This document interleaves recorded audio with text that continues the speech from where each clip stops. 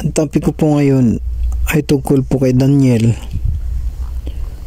kung paano siya sinamahan ng ating Panginoon sa kanyang buhay dahil sa matibay niyang paniniwala sa ating Panginoon. Basahin muna natin dito sa Daniel 1 verse 1. Nang 3 taon ng paghahari ni Joachim na hari sa Huda ay dumating sa Jerusalem si Nabucodonosor na hari sa Babylonia at kinubkob niya yaon at ibinigay niya ng Panginoon sa kanyang kamay si Joachim na hari sa Huda 10 ng bahagi ng mga kasangkapan ng bahay ng Diyos, at ang mga yaoy dinala niya sa lupain ng Sinar sa bahay ng kanyang Diyos, at pinasok niya ang mga kasangkapan sa gisilid ng kayamanan ng kanyang Diyos. At ang hari ay nagsalita kay Aspinas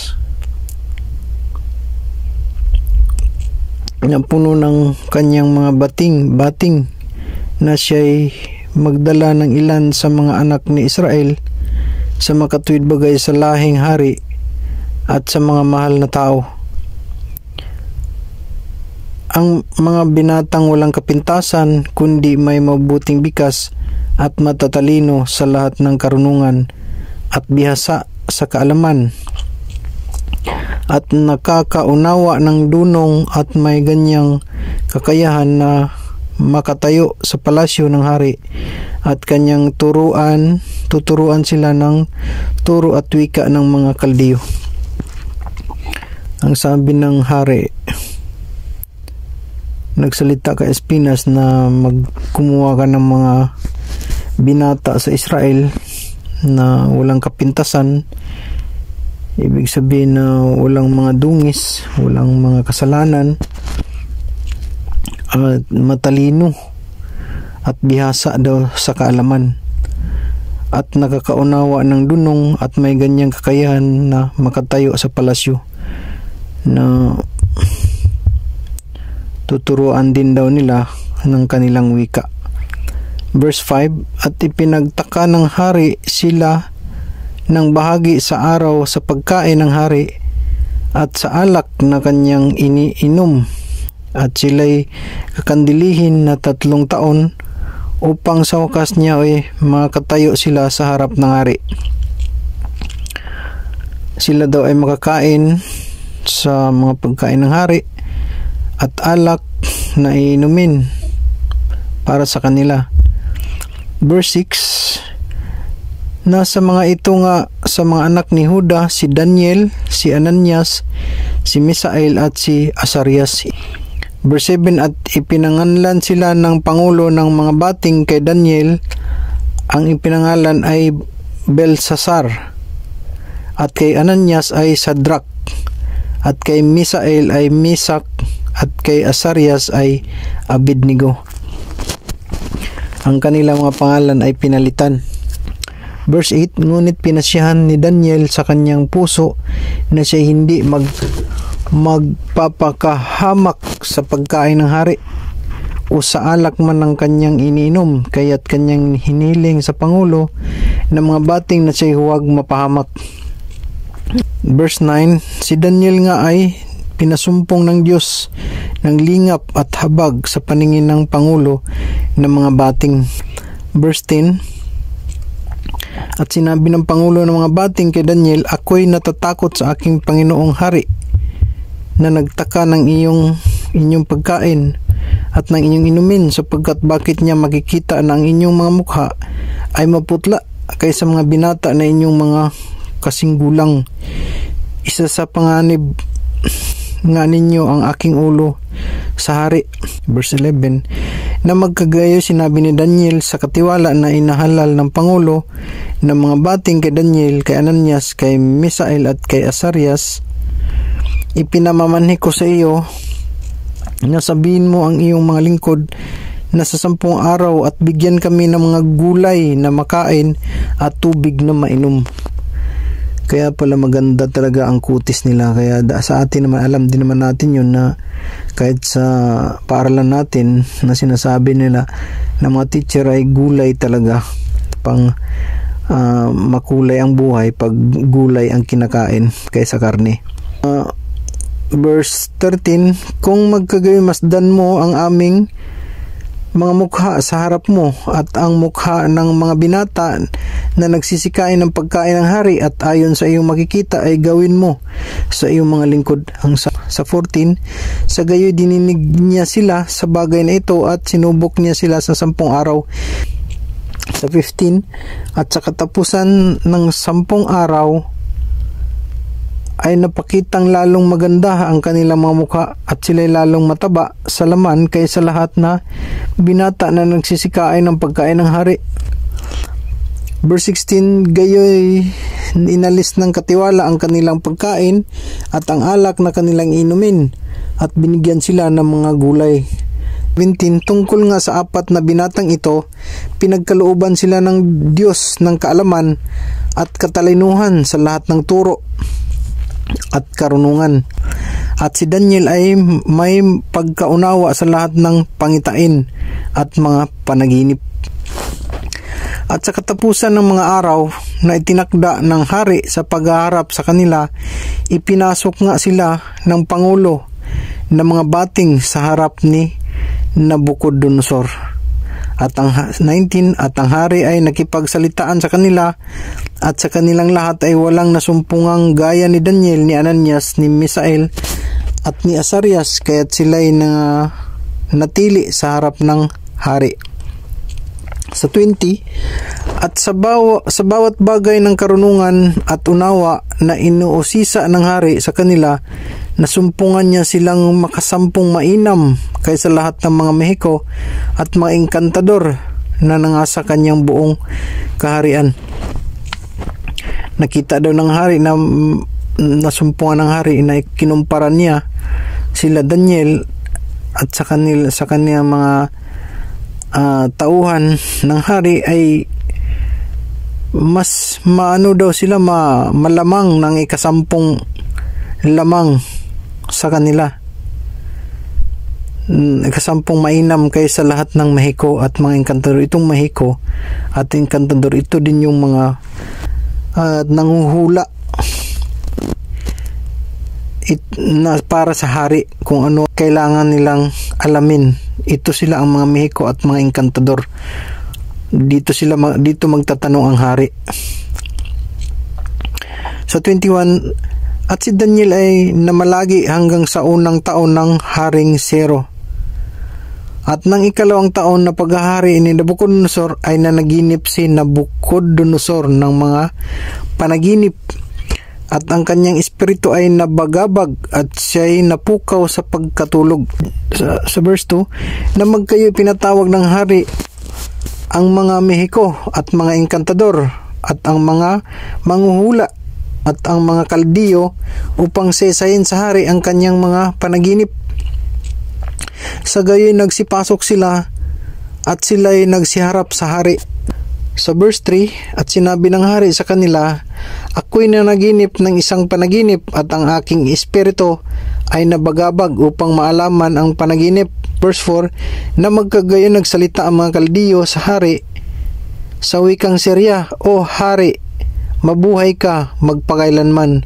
Saysayin mo sa iyong mga lingkod ang panaginip at aming ipaliliwanag ang kahulugan.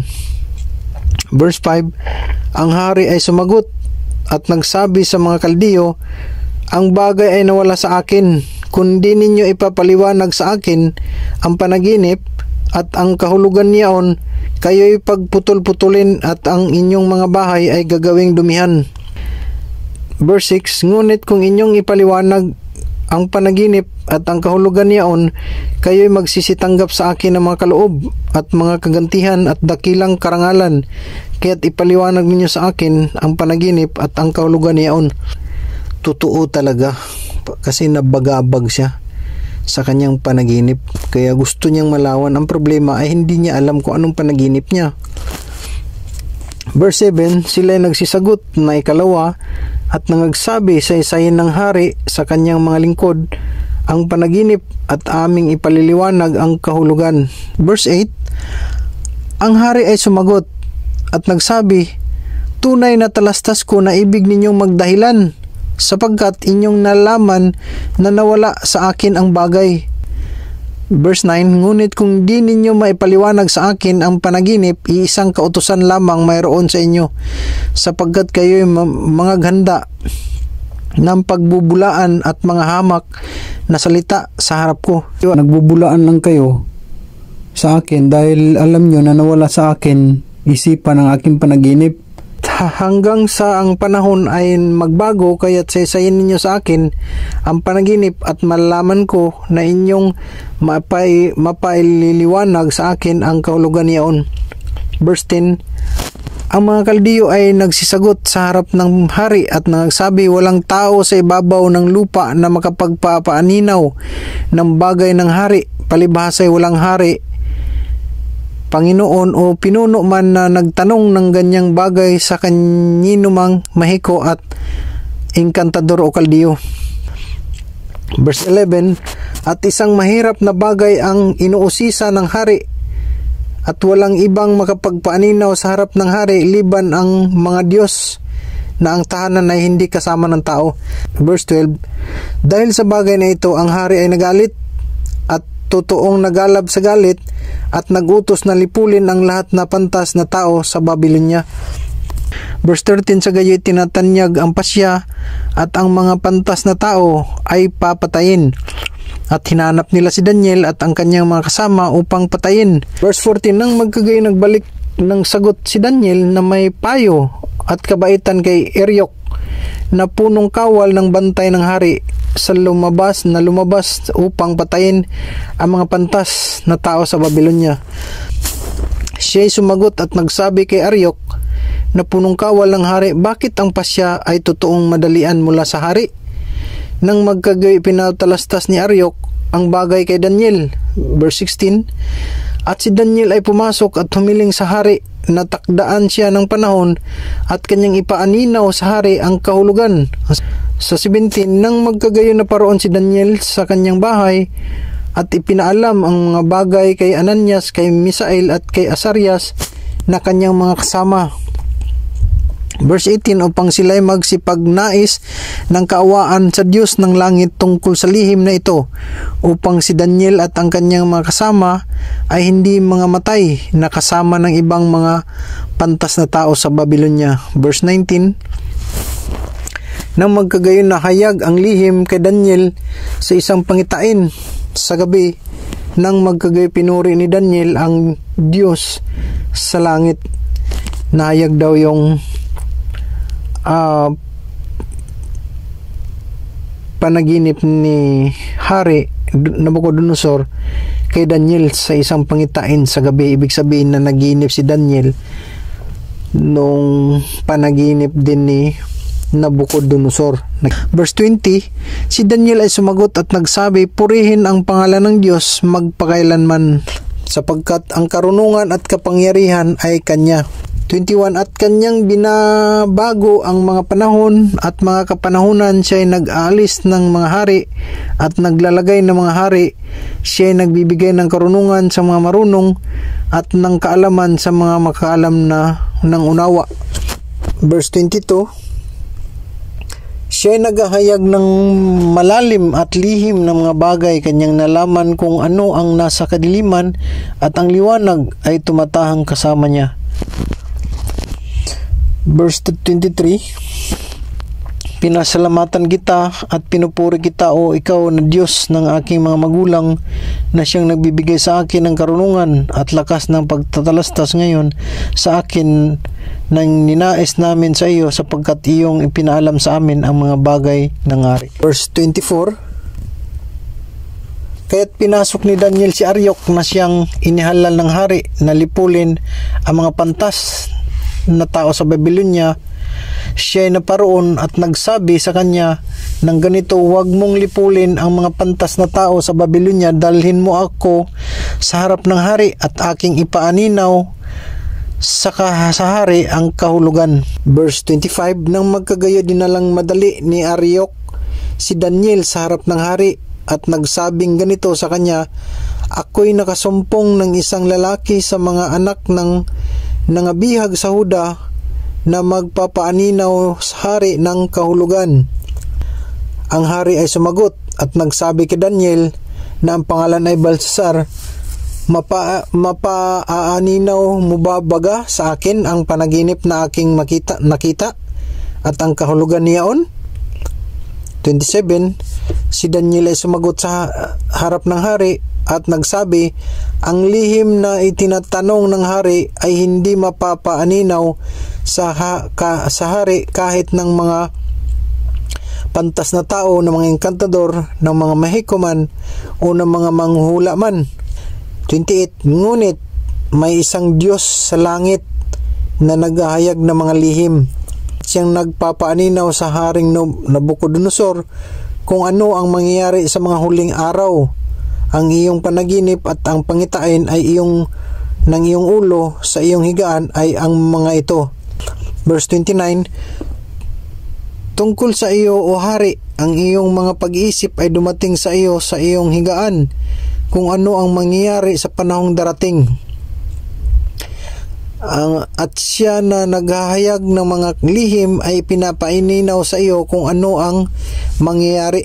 Sa verse 30, ngunit tungkol sa akin, ang lihim na ito ay hindi nahayag sa akin nang dahil sa anumang karunungan na tinatamo kong higit kaysa sinumang may buhay, kundi upang mapaninaw sa hari ang kahulugan, upang iyong maalaman ang mga pag-iisip ng iyong puso. Sa 31, ikaw, o hari, nakakita at narito ang isang malaking larawan. Ang larawang ito na makapangyarihan at ang kanyang kakinangan ay mainam ay tumayo sa harap mo at ang anyo niya ay kakilakilabot. At ang larawang ito ay makapangyarihan. Kaya siya na bagabag dahil ang larawang ito ay makapangyarihan daw. At ang kanyang kakinangan ay mainam na makinis, parang kumikintab sa harap mo, at ang anyo niya ay nakakilabot na tumatayo daw sa harap niya, na ang anyo ng larawan ay kakilakilabot, ibig sabihin katakot-takot. Sa 32, tungkol sa larawang ito, ang kanyang ulo ay dalisay na ginto, ang kanyang dibdib at ang kanyang mga bisig ay pilak, at ang kanyang tiyan at ang kanyang mga hita ay tanso.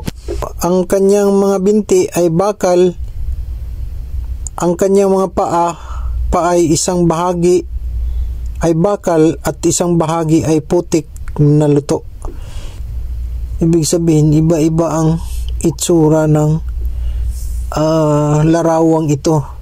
Sa 34, iyong tinitingnan hanggang sa may natibag na isang bato, hindi ng mga kamay, na tumama sa larawan sa kanyang mga paang bakal at putik na luto, at mga yaoy binasag. Mayroon daw isang natibag na bato na hindi daw tumama sa kamay kundi doon sa bakal at putik na luto. Ibig sabihin, doon sa paa tumama yung bato na natibag. Sa 35, nang magkagayoy ang bakal at ang putik na luto, ang tanso, ang pilak at ang ginto ay nagkaputol-putol na magkakasama at naging parang dayami sa mga gikan sa tagaraw, at tinangay ng hangin na walang dakong kasumpungan sa mga yaon, at ang bato na tumama sa larawan ay naging malaking bundok at pinuno ang buong lupa. Sa 36, ito ang panaginip at aming sesayin ang kahulugan niyaon sa harap ng hari. Sa 37, ikaw, o hari, ay hari ng mga hari, pinagbigyan ng Diyos sa langit ng kaharian, ng makapangyarihan at ng kalakasan at ng kaluwalhatian. Sa 38, at alinmang tinatahanan ng mga anak ng mga tao ng mga hayop sa parang at ng mga ibon sa himpapawid ay ibinigay sa iyong kamay at pinapagpuno ka sa kanilang lahat. Ikaw ang ulo na ginto. Ikaw ang tinatahanan ng mga anak ng mga tao, ng mga hayop sa parang, ibon sa himpapawid, ibinigay sa iyong kamay. Ibig sabihin na siya ang pinaka dakila sa kanya sa kaharian. Sa 39, at pagkatapos mo ay babangon ang ibang kaharian na mababa sa iyo, at ang ibang ikatlong kaharian na tanso na magpupuno sa buong lupa. Ay mayroong babangon na ibang hari. Ibig sabihin na matatalo siya. Sa 40, at ang ikaapat ng harian ay magiging matibay na parang bakal.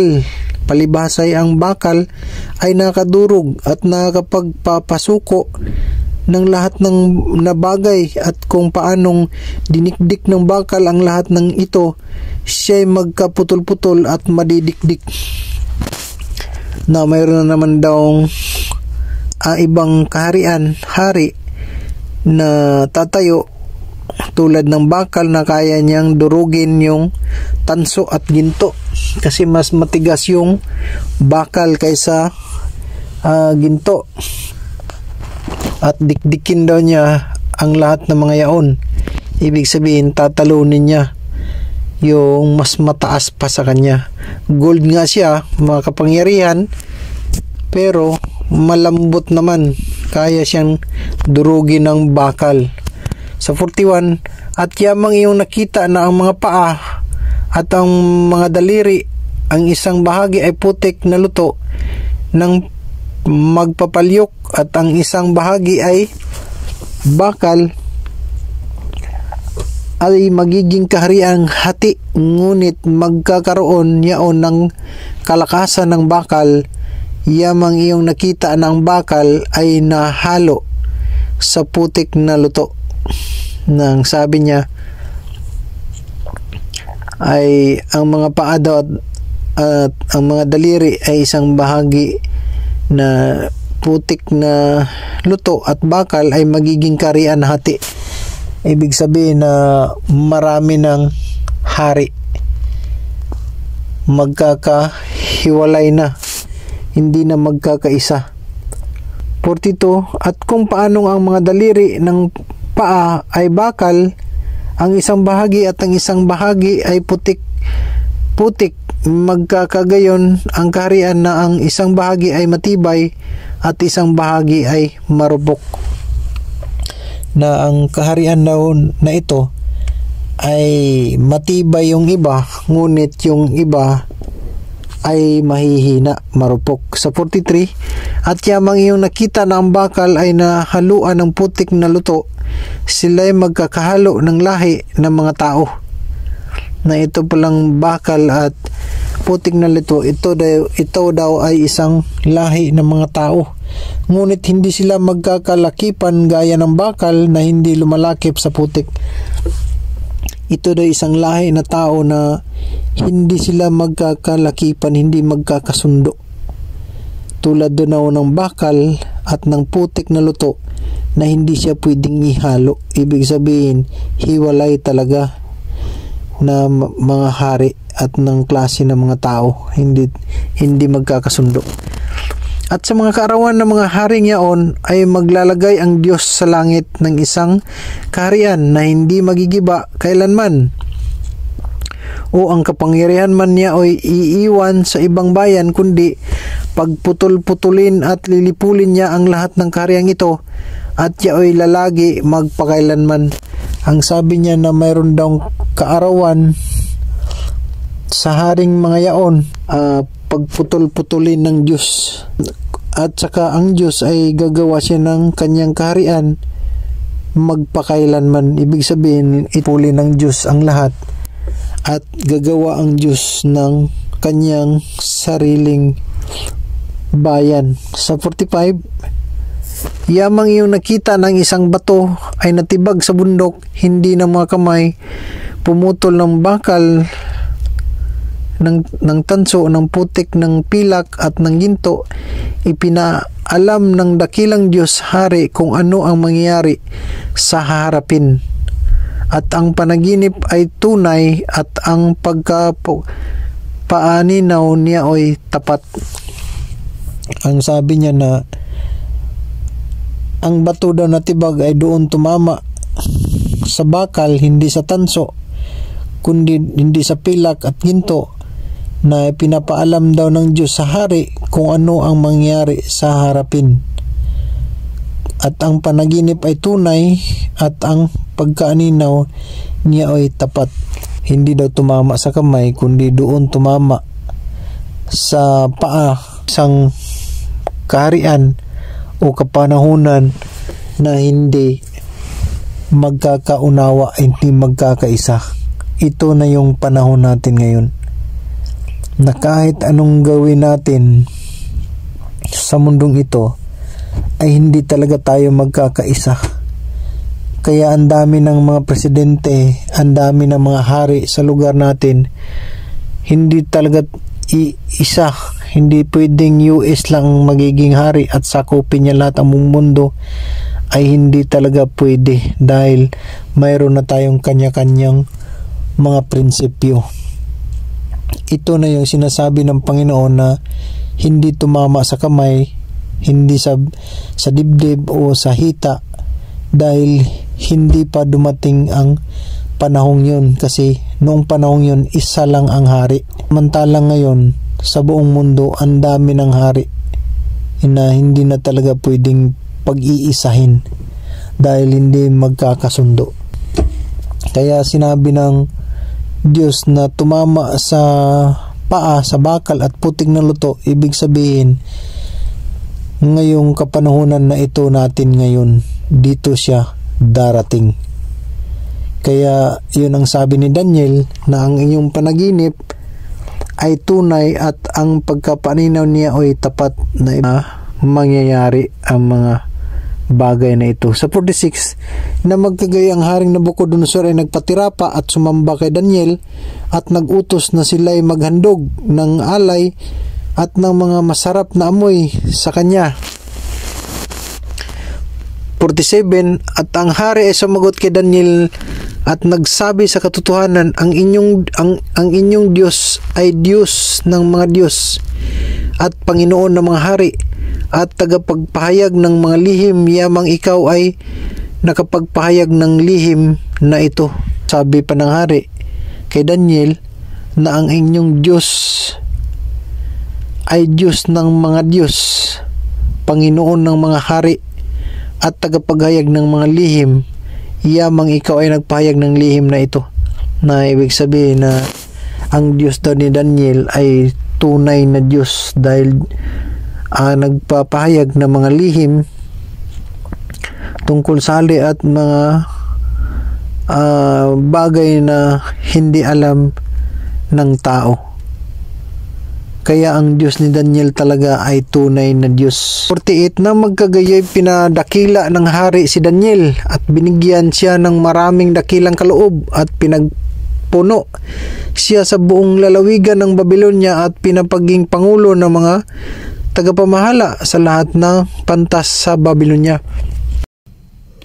Kaya ang panaginip ni Nabucodonosor ay tunay at tatapat, na ito'y pinapaliwanag ni Daniel at pinapaalam ng Diyos kay Nabucodonosor kung anong mangyayari sa kanyang panahon hanggang sa atin ngayon. Kaya ang sabi ni Nabucodonosor, ang panaginip at ang pagpaliwanag ni Daniel at tunay at tapat. At dito rin natin makikita na ang pagkatibag ng bato ay hindi tumama sa mga kamay, kundi sa paa tumama sa putik na luto at bakal, dahil ito ng ating panahon ngayon na hindi na talaga tayo pwedeng magkaisa. Ang dami ng mga presidente, hindi na pwedeng pag-iisahin.